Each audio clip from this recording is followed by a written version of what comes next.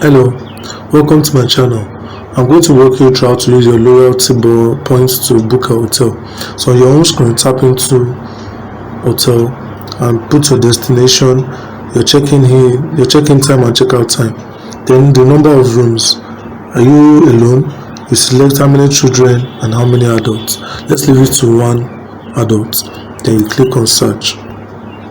So it will search for hotels in London that has room for an adult within that time frame, because all of those things matters. That's why you have to fill every information that you asked. Everything matters. So you search for the hotel. Now an hotel has popped up and we have clicked onto it. While it is loading, please make sure you have all the information that is needed. You need to fill in the required guest information accurately.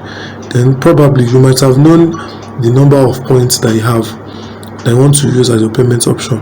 So if your point is not up to the amount that can be deducted from your total cost, note that your payments will be made, extra payments will be made to complete your transfer. Now this is a hotel. You can swipe through to see the rooms and all that. So once you have seen the hotel, the price, you click on book now. Once you click on book now, you fill in the required guest information accurately. Then on the payments page, you select Waka point as your payment option or your discount method. So enter the amount of points you wish to redeem to deduct from your total cost.